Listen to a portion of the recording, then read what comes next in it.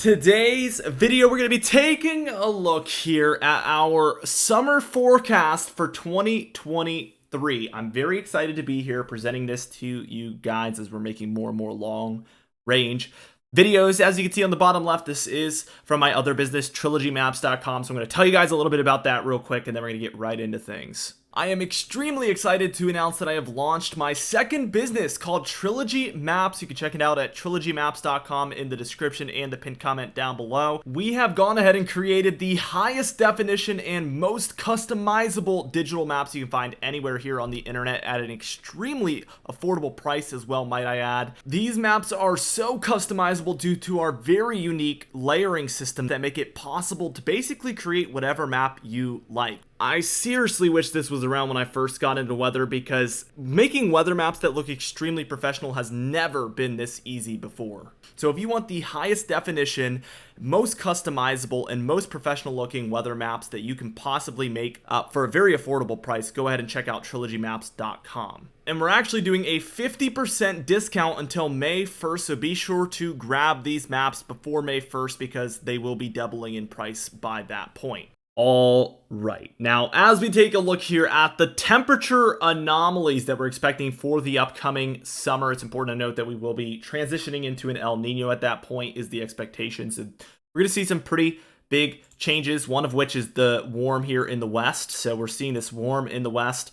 The trough is moving a little bit further eastward here, as you can see, and we're seeing rising warm air still here for the east is the expectation. So warmer in all of these yellow areas is at this point what we're expecting to be seeing through the months of June, July, and August. So this forecast, by the way, goes from June 1st all the way through the last day of August. That is meteorological summer. Now, we do expect some warmer areas, such as here in the southeast and the northeast, the Ohio Valley. We do expect these areas to be overall warmer than what we're seeing in the areas outside of it. So expect a lot of ridging here in the east. This could be a pretty brutal summer, very, very hot for these areas. I remember last summer was extremely hot, and I feel like we're going to see a quite similar summer to that.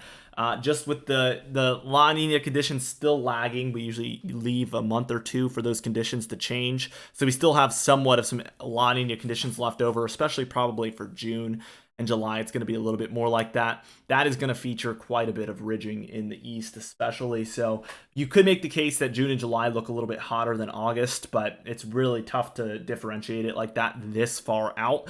We will hopefully be making individual June, July, and August forecasts later on, so be sure to subscribe because once those months are approaching, we will be making individual videos for those.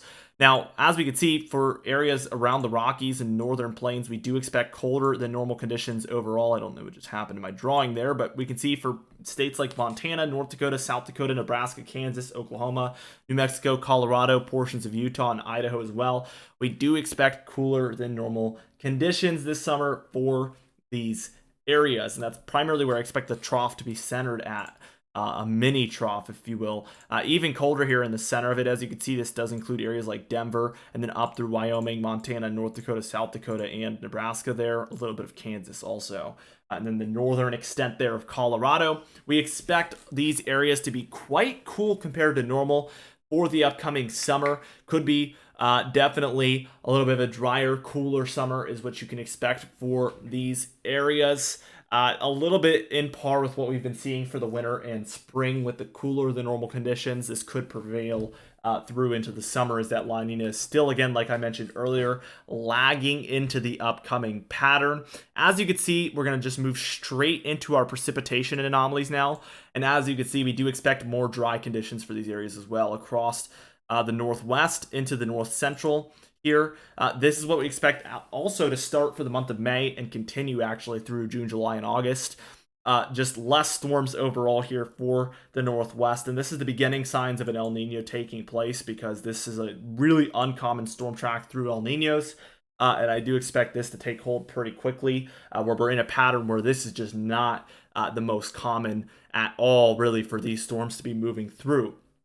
And matter of fact, we're going to see the storms move quite around this area is what I would say is the main expectation at this point. Now, the areas that suffer the most from this type of a storm track being basically non-existent is going to be the Northwest. here where we see much less storms in El Niños typically, and that is still our expectations for this upcoming summer. Model guidance is on the side of this. Historical data based on the fact that we're moving into an El Nino also agrees with this. So this I'm very confident in, matter of fact. These areas a little bit further east may see some storms moving northward through. So that is why they're a little bit less dry here across the northwest. I do see the opportunity still for some storms rising up to move into these areas. But likely seeing storms move through the northwest into this north central, not going to be very likely at all during this type of a transition into an El Nino. That is not at all what you expect to see during this teleconnection. Now, as we move into the more storms area, the above average precipitation overall, we can see that we do expect, again, that storm track moving through like this into the eastern United States and rising up. This is very common in an El Nino, and that is what we're going to be moving into, like I mentioned multiple times so far. This is really where we expect a majority of that precipitation to head to. Again, we might see some storms move through into these areas from here. That's why they're only in the slightly below average precipitation area. We do not expect to see storms move through these areas like this at all. So X through that, we expect a lot more of these homegrown systems through the east, and maybe even nor'easters later on for August. Can't be ruled out. September, October, that might be what we're looking forward towards for those areas also. Definitely something to watch for, or at least nor'easter type storms. It's also worth noting before we get into this that any tropical systems for the Gulf states or the East Coast would definitely dramatically increase the amount of precipitation you're seeing obviously in a month, and could make it very far above average precipitation in a hurry. We do expect even more storms for this darker green area though across a lot of the east, so this does include the Gulf states and the East Coast, where we do expect quite a few homegrown tropical cyclones to potentially develop and impact along the East Coast and the Gulf Coast. If you checked out our hurricane season outlook, you would have seen that, and that is certainly kind of where our expectations are at this point. So that is what we're thinking for the precipitation forecast. Certainly, I think the majority of these storms we're going to see moving through these areas and up the East Coast as well. And tropical activity can't be ruled out on either of the coasts here, the Gulf or the East Coast. And then we will also have storms moving through the northwest, or southwest better yet, into the eastern United States just like this. So multiple reasons to believe that the East could be having some more moisture than typical here in the summer of 2023. Here is the overall forecast. I'm very excited to present this one to you guys. It's always the most beautiful map to look at. Again, our maps over at Trilogy Maps help a lot, as they are the highest definition maps you can really find anywhere, basically. From what I was able to tell, nobody is providing, especially at the price, this level. 16K maps is certainly crazy. That's, I think that's 4 times more HD than 4K. So think about that for a minute.